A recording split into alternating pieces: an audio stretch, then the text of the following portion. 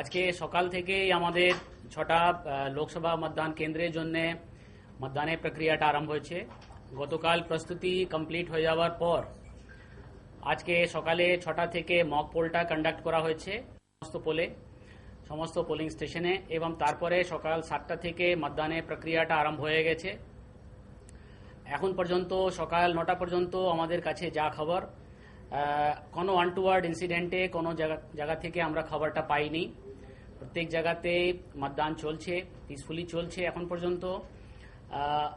এবং আমাদের কমিশনে যে লেটেস্ট ইনস্ট্রাকশন অনুযায়ী যে অ্যাডিশনাল মেজার্সগুলো নেওয়ার কথা ছিল, সেই সমস্ত মেজার্সটা নেওয়া হয়েছে, যেটা আমরা কালকেই বলেছি। এখন পর্যন্ত কোনো ইনসিডেন্টের খবরটা আমরা পাইনি। মক পোল এবং পোল আরম্ভ হওয়ার পর 2-4টা জায়গা থেকে কিছু ইভিএম বিকল হওয়ার খবরটা এসছে। সঙ্গে সঙ্গে সেক্টর থেকে নিয়ে ওই ইভিএমগুলো চেঞ্জ করে দেওয়া হয়েছে এবং সব জায়গাতেই স্মুথলি পোল এই মুহূর্তে চলছে। প্রথম 2 ঘন্টায় ভোটের যে হার আমরা পেয়েছি সেটা হচ্ছে 23.48, 6টা পার্লামেন্টারি কনস্টিটুয়েন্সি মিলিয়ে। এখন পর্যন্ত পুরো প্রসেসটাই স্মুথলি চলছে।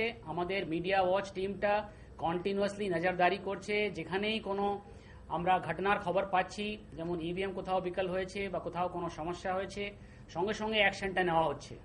ইতিমধ্যে একটা বুথে আমরা খবর পেয়েছিলাম, কোন বুথ? খন্ডঘোষের 163 নম্বর বুথে একটা বুথের ভিতরে যিনি ভোটার ক্যারিয়ার, উনি ভোটিং কম্পার্টমেন্টে একটু পাশে দাঁড়িয়েছিলেন। সেখানে ইমিডিয়েটলি অ্যাকশন নিয়ে কমিশনের তরফ থেকে সেই ভোটার ক্যারিয়ারকে ইলেকশন ডিউটি থেকে সরিয়ে দেওয়া হয়েছে এবং তার আগেনস্টে অ্যাকশন নেওয়া হচ্ছে।